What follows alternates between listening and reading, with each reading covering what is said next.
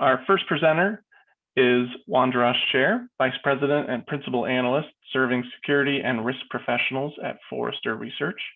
He's a leading expert on CIAM, access management, user account provisioning, entitlement management, federation, privileged identity management, and role design and management. He helps clients develop enterprise strategies for creating business value through identity management, cloud security, and fraud management. And our second presenter will be Michael Brings with Optimal IDM. He has over 20 years of experience in the software industry and has been deploying identity management solutions since joining Open Network Technologies in 2000, and later with Oblix, who was acquired by Oracle. Mike is a recognized identity management expert and has been a guest speaker at many industry events. He's currently Chief Revenue Officer and Managing Partner with Optimal IDM. With that, I'll turn it over to Wandras. Wandras, thank you for joining us today. Absolutely. Thanks for having me. Appreciate the opportunity. So today, I want to talk a bit about identity and access management's kind of evolution, right? So if we look at IAM, it's pretty clear that there's been quite a bit of challenges around passwords, authentication strategies. Really, passwords are probably the biggest and sorest problem right now, with obviously in CIAM, but also in the employee-facing employee-facing identity and access management space too. So it's that I'd like to dig in, right? So if you look at IAM, right, it's always a really hard problem with a delicate balance that we have to solve, right? So if we look at the market here, it has always been a challenge to be able to make sure that we keep the bad guys out and we're able to ensure security. But it's not without a cost, right? So operational efficiency means that we cannot have an unlimited number of admin users basically managing our products, policies, systems, taking calls from customers in terms of how they can perform password resets or other types of self-service types of activities. And most importantly, the customer satisfaction part, which is the flower in the bottom, has become very important, right? So it is evident that if your website's customer identity and access management systems, or even employee-facing IAM, but more CIAM, right, is down or is not able to ensure a delightful customer experience, your customers will go somewhere else, right? If they cannot log in, they won't be able to purchase your products and services. If they cannot register or it's too hard for them to register, they'll just go someplace else, right? So customer satisfaction, ongoing customer satisfaction, being able to maintain that level of customer satisfaction using the right identity and access management solution, tools, processes, tuning is super important today. So let's talk about the passwords. Passwords are a budget drain, right? They are difficult for people to memorize. A lot of people are duplicating their passwords or reusing the same password everywhere. So that's not a good thing. If you look at the costs of customer help desks, 20 to 30% of those calls are somehow related to passwords or login credentials, right? I forgot my password. I don't know how to satisfy the password policy, etc. Step-up authentications, anytime you're looking at a risky or high value transaction and you have to do a step-up or additional authentication, it can be even more painful, especially for non-digitally savvy customers. We've seen that the average cost of resolving password-related issues is something to the tune of $30, $35, $31 on this slide. But it's really, you kind of have to look at the opportunity cost of a customer support representative working on just resetting a password. And, they have to take into account people's, so CSR's customer support representatives, fully loaded salaries, which are obviously increasing at a healthy, 3 to 5% annual rate. So I think it's safe to say that overall per year, we're looking at 179, but even higher per year to kinds of cost to resolve password-related problems, right? So that's pretty staggering and high number. So if we look at some of the overall market themes, right, out there, identity and access management has been focusing again on replacing the passwords, replacing and using passwordless and other types of authentication mechanisms. And I'll talk more about those later in my presentation today. And also looking at these other elements, right? So provisioning from HR applications using SCIM. Cloud-based services are providing better on-premises application integrations.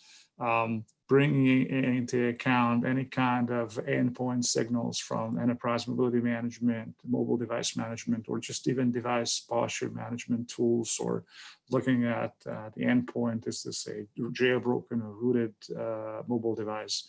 Is this patched? Is there malware protection on it, etc.? Passwordless, we thought about that, and I'll highlight this in some more detail. Decentralized digital identity is also a hot topic that we're getting questions on. This is, in essence, moving beyond centralized identity stores like the social networks or even large federated suppliers, and allowing people to use their own credentials, proofs, claims on using their digital wallet that a customer uses. And this is all about interoperability. Identity analytics is another super important investment theme we're seeing. So kind of drawing conclusions from basically the login patterns or registration patterns or self-service patterns of customers, understanding if this customer is logging in from an unusual location, trying to do unusual activities, or they may be using an unsupported or unknown device, or a completely new locale from a new country type of thing. So, and basically tuning risk scores around these risks and risk elements. And if there's a super high risk score, then obviously prompting the user to provide additional credentials and to ensure the security of the session. Multi-factor authentication to any endpoint. As I said, the password has really run its course, so you have to be able to extend multi-factor authentication or MFA to not only computers, but also mobile devices, IoT devices, connected home devices. Machine identities are also important here. Conditional access, again, this is a policy definition improvement. Being able to pull in more data, more contextual variables into the decision-making process, such as an IP address, time of day, device ID, user behavioral kind of aspects is important. The whole information protection, so Microsoft Information, Azure Information Protection integration with any IAM tools is very important around providing the zero trust level of access to corporate resources and corporate data. FIDO2 is taking ground. So this is for two-factor, multi-factor authentication, looking at the whole arena and landscape of multi-factor authenticators or even passwordless authenticators has just been really confusing. FIDO2 is an effort, an attempt to kind of create standards and in terms of communications so that you can attach and integrate any kind of an authenticator with any kind of an access management system. It's still not entirely complete, but it's definitely happening fast. And lastly, use case templatization and identity experiences. So this is all about vendors bringing out solutions that are much more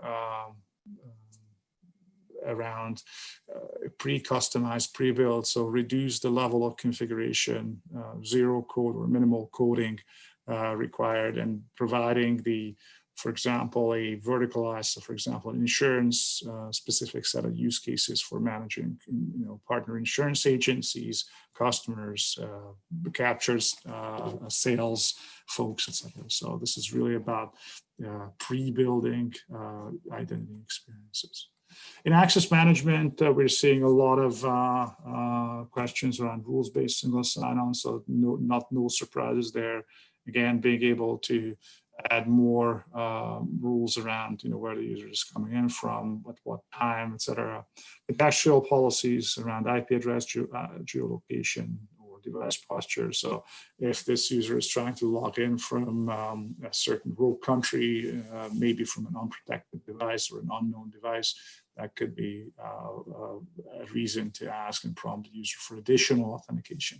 Fast federation is all about integrating single sign-on with new identity providers. So this is typically an important aspect for B2B, so business partner facing identity management, but it's also something that comes up in the consumer facing world where you have a merger and acquisition. One company's customers should be able to access services and products of another company, another consumer facing company. Smart roles, so being able to define smart groups. So this goes to attribute-based access controls, being able to define not only static role-based roles, but also attribute-based or more dynamic roles that are quickly and efficiently evaluated and provide a good level of performance. Old school things such as mainframe support, they'll never go away. We still see organizations asking for this. Decentralized digital identity, we thought about that. Federation hubs, it's all about identity as a service vendors providing services that allow customers in the same vertical, such as an automotive vertical or healthcare vertical, to actually not only use that service, but able to kind of exchange identities and allow users to authenticate to each other's services, obviously driven and covered by policy. API coverage for orchestration and fine-grained entitlement management is absolutely something that is gaining ground. Anything that an identity and access management solution provides in terms of policy management, secure token service, session validation should be available as an API feature or functionality, because a lot of organizations are actually wanting to use their own custom business workflows, custom business rules, and just use the additional small components of an identity and access service out there. So if we look at zero trust, again, zero trust is definitely a design pattern that is emerging really quickly here in all of the data protection areas, right? And also looking at workloads, network security, devices, but a people aspect and looking at how users are able to access resources, may they be customer facing or business partner facing, or even employee facing. You have to bring in the whole zero trust. So basically making sure that you're able to understand what this user is doing, whether they should have a legitimate business need to access a resource and be able to imbue some risk into the process. So from the left to right, from the left of this diagram, looking at navigational patterns is really important. So this is all about understanding how the user is basically navigating through the website. Are they spending really human times on the web pages, like 10 seconds, 5 seconds to read a page, or are they just trying to is it a robot instead that is trying to scrape a website or do some attacks against the website? So again, navigational patterns are very important. And then once you have some level of an authentication attempt, you can look at, as I said, IP address, the device reputation, session speed, browser header variables, screen resolution, installed fonts, and other components, right, using typically a JavaScript collector or an SDK in a mobile application, and imbue these attributes into the session. And again, based on these variables, you can create a risk score. Then beyond, based on this risk score, if it's high, you can do things like one-time password based authentication. Biometrics is another kind of emerging pattern here, or even passwordless authentication. Again, during the session, it's also important to see that it's not just authentication and access control is no longer just a one-time decision at the initialization of the session, so at the authentication time, but you can also look at the customer's activity or the user's activity whilst they're in the session. So are they doing anything strange? Are they clicking on elements and resources on a page, or navigating a mobile application in a way that may indicate some robotic or fraudulent behavior? So again, behavioral detection, continuous authentication, or continuous authorization is definitely an important aspect here. Modularized IAM, IDaaS and IAM solutions are very important. I don't want to kind of necessarily go all through all this. Monolithic is not an option, because you have to support the whole orchestration element. All the features and capabilities and components such as authentication, authorization, provisioning, deprovisioning are becoming lightweight server, API or SDK based services. You don't even have to install the entire product to get some of these services. So you have much more flexibility and granularity as to what you want to use and scale out there. And support for metering of transactions is also happening, obviously, as all these services in identity and access management transition to cloud and software as a service. We're starting to see a lot more metered transactions, such as pay-as-you-go, number of authentication events that you have to pay for, or number of monthly active users that you might have to pay for, etc. Authentication, again, we thought about some of this. FIDO2 is definitely an important thing. The blockchain-based verifiable credentials and decentralized digital identity is definitely an important aspect. We're seeing voice callbacks still being out there.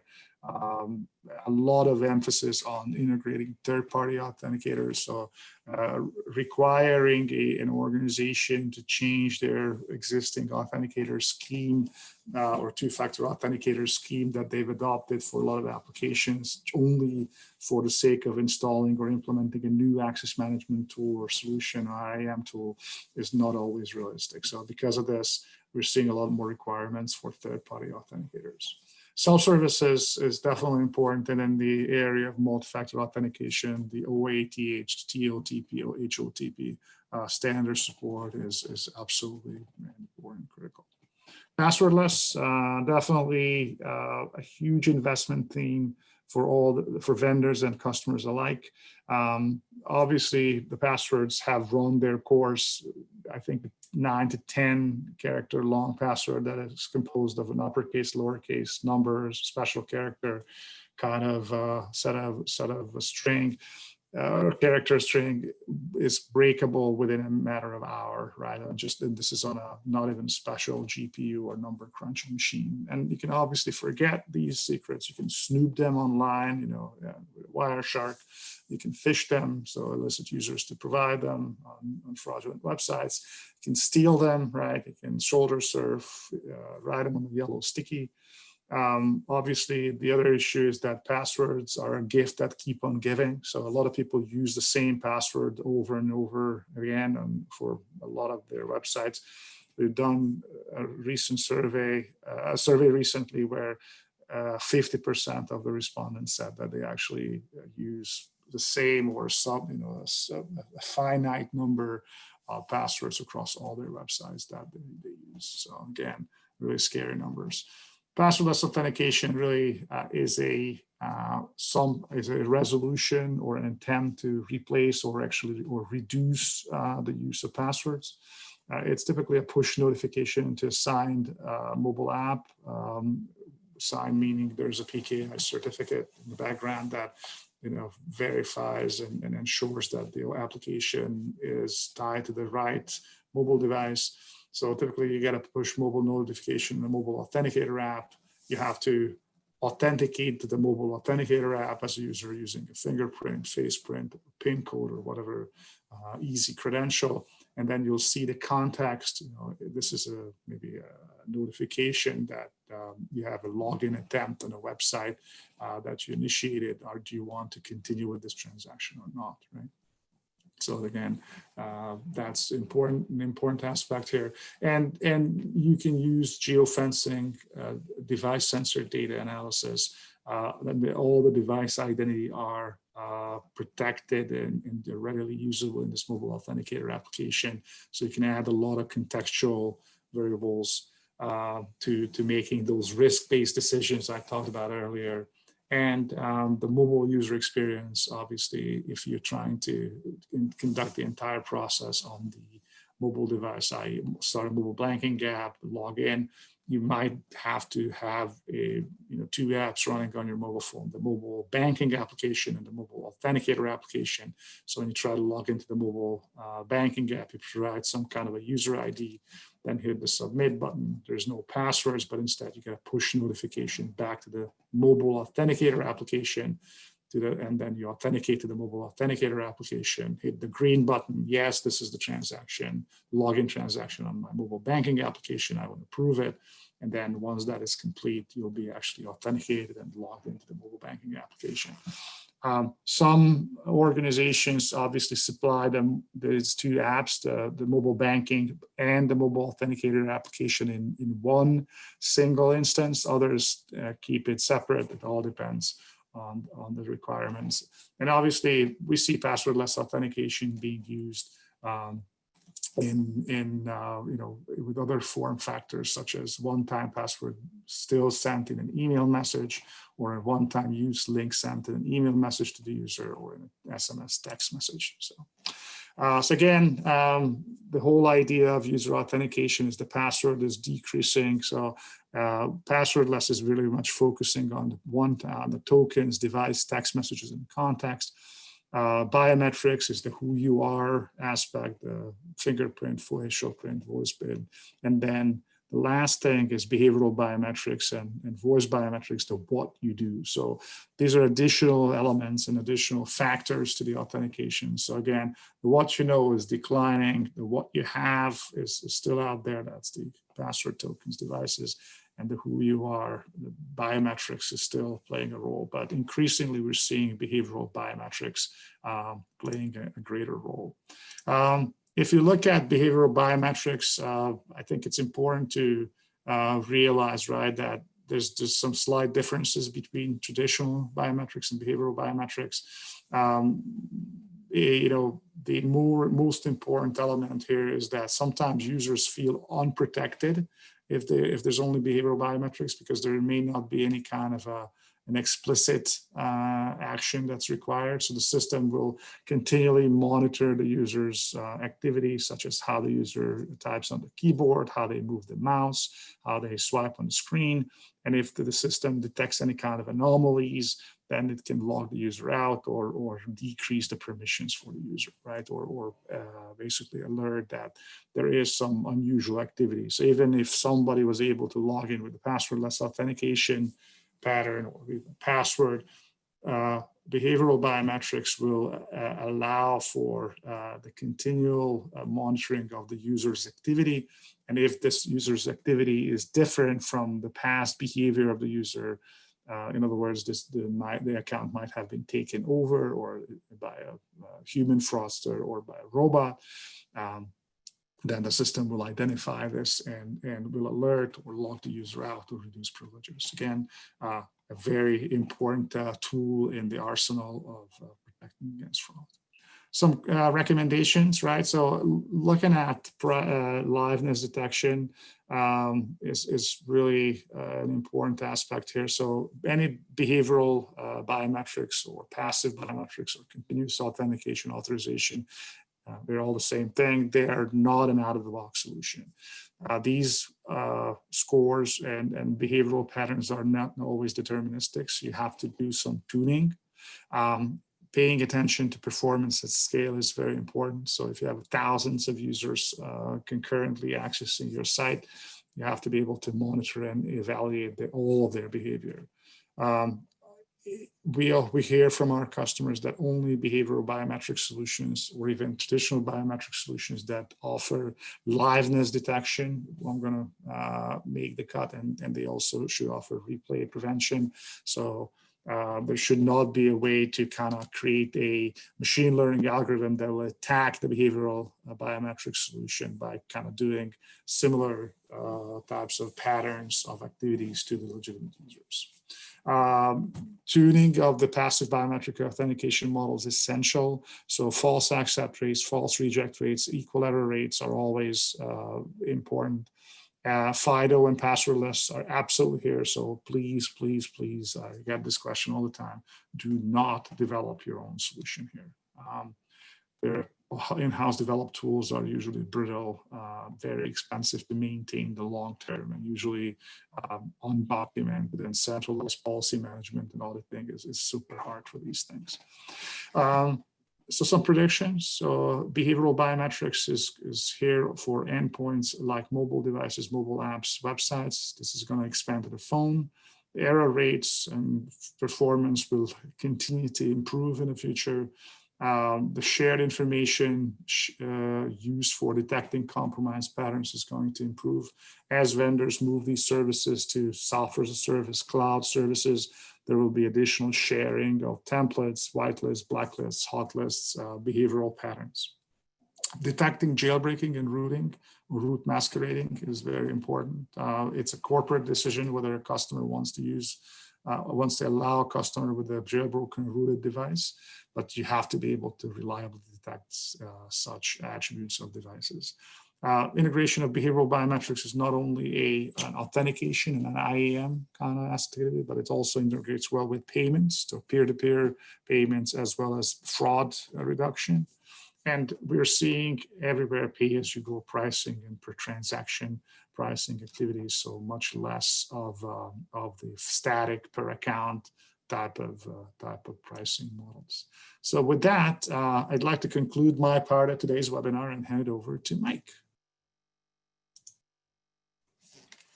Great, Andras. And we also will have a Q&A session here at the conclusion of this.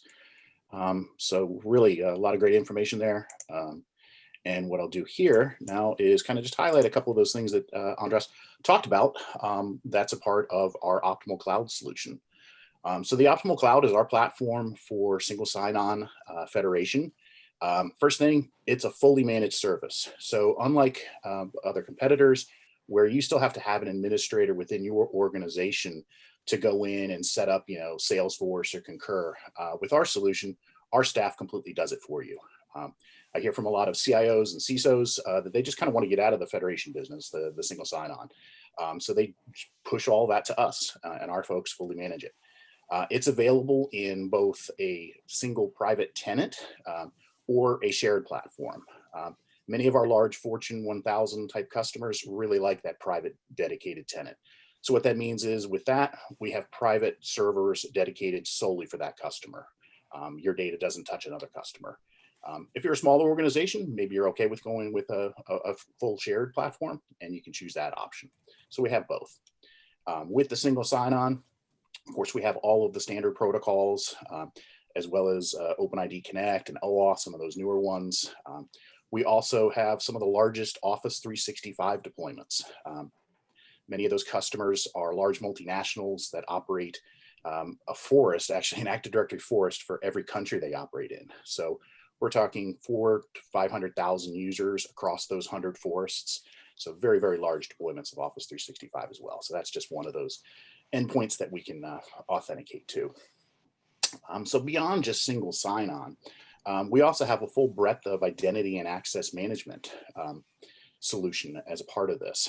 So what that means, just a couple of the highlights, as Andras talked about, obviously there's self-registration that we have that can also be included with workflow approval. So an identity, somebody self-registers for an identity that can get sent to a person via email to approve or deny that request. But we also have other capabilities such as delegated administration.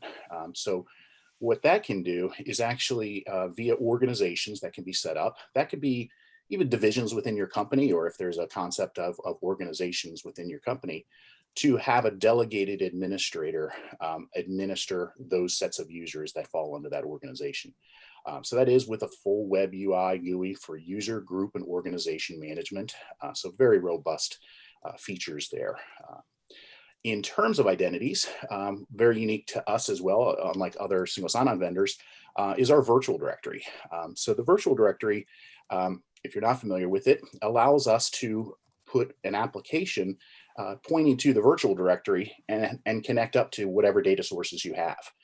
Mentioned those hundreds of forests. We obviously leverage that virtual directory to go across and provide the single sign-on across those hundreds of forests. But it can also mean where we could, with our enterprise directory out in the cloud, we could host identities in the cloud, as well as come back on-prem to your existing Active Directory forest to provide the single sign-on. One of our large retailers does this, where they use the Optimal Cloud for their external identity management. So some users self-register for an account in the cloud. We also federate with a lot of their organizations. And then we also have their existing internal employees use the solution as well. So they had an old system, didn't really have a lot of those features such as Andras was talking about, and they really wanted to rev that up and change that. Along those same lines, some of those things are like the adaptive authentication authorization that Andras mentioned. So with that, we can handle situations such as maybe you want to block all authentications coming from a certain region, like Africa, for example, if you don't operate in that territory. But you can also do the step up, like he had mentioned. So maybe now you're accessing a different application that's a little bit more secure. I now want to step up and do multi-factor. Anything within the browser is available.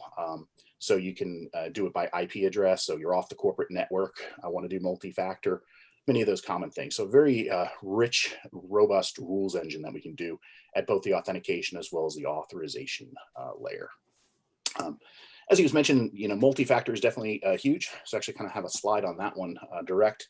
So many of the things that he mentioned, we do support. So, you have the basic SMS of a one-time password or emailing of a one-time password. It could also be a voice call. So that would digitally give you the code. And you can use any of these or all of these in conjunction as well.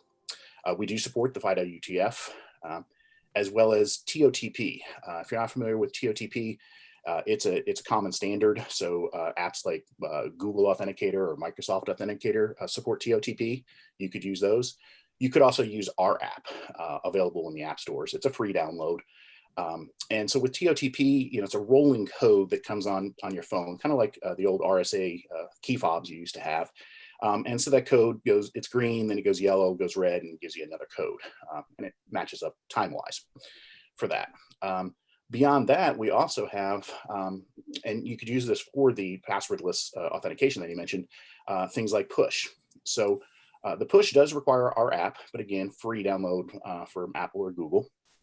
And with that, depending upon how you have your phone configured, it would either push to your device and, would say, Mike, you're accessing SharePoint from St. Petersburg, Florida. If this is you, click approve or click deny. So you get that approve or deny button. But we also support fingerprint. So if you've got an iPhone and you've done your fingerprint, you could just touch there and use your fingerprint, as well as facial recognition. So if you've done the face, and iWatch support as well. So many people really love the push authentication because you're not having to type in a code. It's just either the fingerprint or facial, pick up your phone, or if you have the iWatch, your phone could be in the other room and you could just swipe on the phone. So very good. We also do support Radius. The biggest piece for Radius is really mostly the VPNs, right? So VPNs tend to support Radius, and that would allow you to do multi-factor at the VPN device. And then we do support, as he was kind of mentioning, the behavioral typing biometrics. That's through one of our great partners, Typing DNA. So that should maybe head to their website and check out their demo. It's actually really cool. So what it does do it off of your typing pattern and behavior. So how long you keep a keystroke up or down, how you actually type. So even if two people type 40 words a minute, they don't type the same way. They don't type words the same way. So this could be used for passwordless as well. It could also be used as multi-factor. It doesn't have to be a password, of course, that we're doing this on, right? It could be actually any field through that. We've rolled this out for a number of our existing customers to handle some scenarios. And I'll highlight one that is a really great one, I think. One of the customers, they have stores that are not corporate owned stores. And So they wanted to provide multi-factor or greater level of authentication for those non-corporate stores, but of course those aren't their employees either. So they can't dictate to these other people that they would have a given phone or have to download something onto their phone. So we use typing DNA so that we're actually doing that multi-factor authentication, ensuring that people aren't sharing passwords and that it is that same person that's actually doing the authentication. So a very good use case there for you. And we do, of course, register the devices. You can register and unregister your device with our system. So back on the optimal cloud and some of the other features, we do have a very rich set of APIs that are available within our developer portal. And so with that, you can, we support SCIM as well. So you could, if we're hosting data for you in a directory, that can be accessed via SCIM or the APIs. This allows you actually come into the developer portal, choose the language you want, you know, .NET, maybe you're doing it in C++, and then what type of application, whether that's a mobile app or a web app, pre-integrated. So it's a very rich set of APIs that are available with the platform. And then auditing, reporting, all of this is very important as well, right? So complete auditing and reporting. Now we do store that within the system, and we have web-based reports that you can come into. Many of our enterprise customers also really want the raw data. Maybe they have Splunk on-premise, and they say, can we also have data feeds of the data? Absolutely. You can then pull that into your systems internally and be able to access that data for you there. So lastly, and then we'll wrap up with some questions. If anybody has any questions and answers, you can send those through the chat to Matt. We actually operate the largest federation solution on the planet. Very large multinational company. We host data centers on 4 continents across the globe. So our preferred platform for hosting is Azure, but we can use AWS, we can use Google. We're completely agnostic to that. And sometimes some customers want us to hedge the bet and actually have some servers in both, just in case you know, Azure went down. They also want us to have some servers in AWS to ensure coverage. So we're actually federating to over 200 identity providers. Some of those are on-prem. We're also federated with many of their clients as well.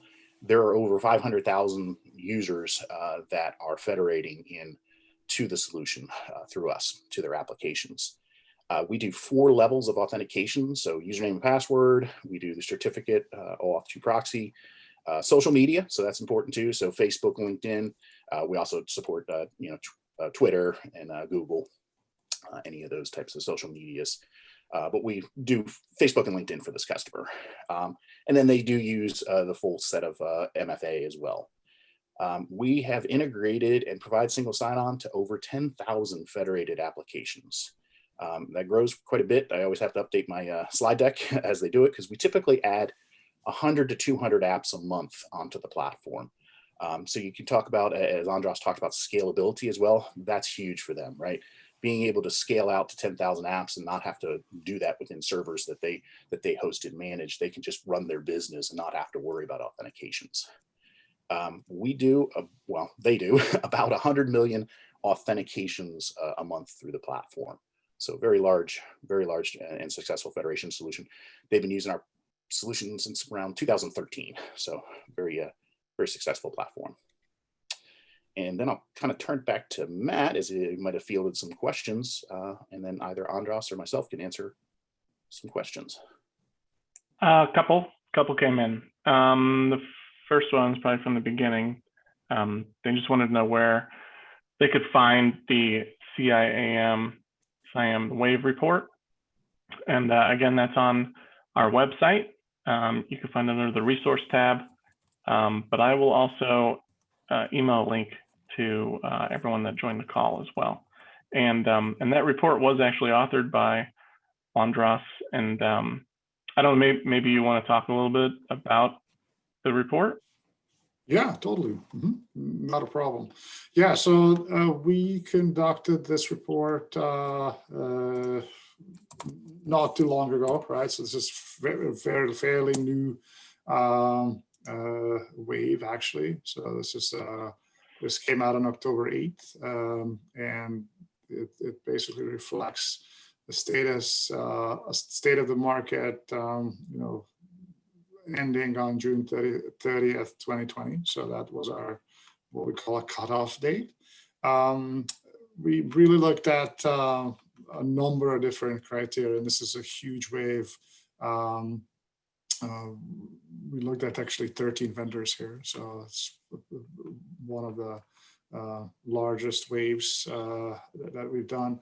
And again, it was a fairly comprehensive view of looking at data orchestration, managing users in the application, in the CIAM platform, what kind of customer identity verification and registration capabilities exist, privacy management, consent management, and then just hardcore authentication type of activities, customer self-service, password resets, and other kind of forgotten token recovery. And there's a lot of business system integration, identity management, and identity verification and fraud system integration. We looked at reporting and dashboarding, as always, and then obviously scalability, it's just number of humans using, provide that the solution provides services for scale of like authentication attempts, compliance types of considerations. And then, in the strategy area, we always look at things like the vendor's plans and being able to support the solution in terms of R&D investment and then enhancement plans for things like part of the functionality pieces of the solution, such as data workflows, identity verification and registration, decentralized self-sovereign identity plans, and then authentication, identity, threat feeds, business system integration, et cetera. And we obviously look at the market presence, so revenues of the vendor from CIAM, as well as revenue growth. So these are typically areas, very interesting market, a lot of new requirements. I think it's safe to say that vendors really have to be prepared to support this, because this is not like just using an old school kind of any IAM solution for working with access management. So definitely going to be doing a lot more here in this area. So stay tuned. Absolutely. Okay, this one's probably for you as well. With regards to slide 14, what behavioral biometric authentication are popular? Any that you recommend? Sure. So number of things here. Again, looking at the mouse movements is definitely an important thing. So if the mouse is being moved like, along arcs or along, very straight patterns or predictable ways, right? That is typically a sign that, it is a machine or robot that is moving the mouse, right? Similarly, on a mobile device, if you have screen touches with all consistent and equal force presses or in straight lines, that is always some kind of a sign of a annulator type of thing, right? But once you have much more clustered but irregular patterns, if you will, that is much more of a sign of a normal human being. So using the device. So I'd say mouse movement is definitely an important thing. Keyboard and kind of typomatic speed, so how somebody types on the keyboard, how long they press the various keyboard buttons or keys versus how long it takes for their finger to travel from one key to another. Even on the mobile keyboard, there's a lot of kind of debate around whether that is reliable or not. You can also look at things like sensor information, like how somebody holds their device. That's always an interesting problem too. But there are some explainable differences in behavior for that sort of thing. So, you might be sitting in a, not working from home, you might be kind of on mass transit, looking at your phone in a car, et cetera. So, yeah. Okay, this one's probably from Mike. Optimal is known for IAM. What made you start addressing CIAM? Yeah, great question. Really customer demand. So seeing the market out there, that there's definitely, a space for it, so that was really a market demand to use the CIAM. Okay, and this one's probably from Mike too. How successful have customers been with Optimal IDM's typing biometric authentication solution? Very successful. Definitely go check out their website, Typing DNA, and you can register your pattern and actually see it for yourself. It really works. I always gonna say one of the things about authentication demos, they're not normally interesting. That's actually an interesting part. One. So I can mention one customer there because how successful it was, completely unprompted by us. They posted on LinkedIn thanking us and Typing DNA for rolling it out, and that was Sears Hometown and Outlet. They were a divestiture from Sears Corporation, and actually now they got bought by American Freight. But we rolled that out to their retail stores, very, very successful, and that doesn't happen much in our space where people kind of let themselves be quoted, but they completely unprompted sent a nice note out to LinkedIn. Okay. And then one question that's been asked by a couple people: will the presentation be available? Yes, we'll make the presentation. This video has been recorded. We'll send the link out afterwards. Give this a couple hours and we'll get that out.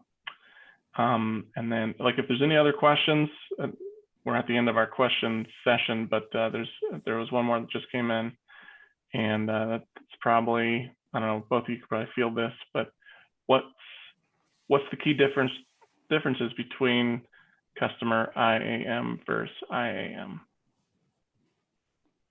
I'll try to answer it, right, and then you guys can comment, right? So I would say there is a number of differences, right? Functional differences include, that in CIAM you would want to have as much integration with solutions like CRM, client relationship management tools, analytics tools like Adobe Analytics, portals like Magneto, Marketo kind of activities out there. So the more of these things you have with these canned integrations, there are also with identity verification and fraud management platforms, the less work you'd have to do internally. These types of integrations are important, but not as important with employee-facing or workforce-facing IAM stuff. The other thing that is, I would say, is any kind of support for social login, is absolutely, a key question that we've had in CIAM, right? So supporting progressive profiling, that means just slowly asking the customer for more and more attributes on their profile and not kind of bombarding them initially for a lot of this information. That's definitely a part of the conversation.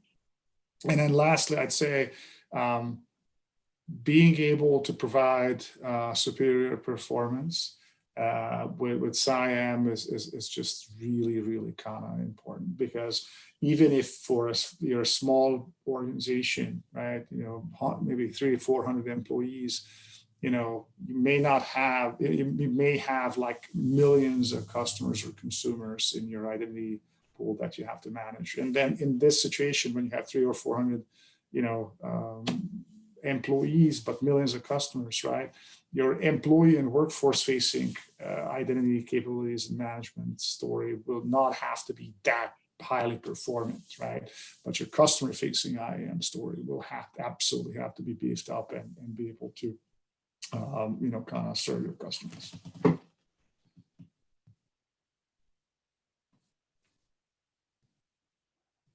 Okay.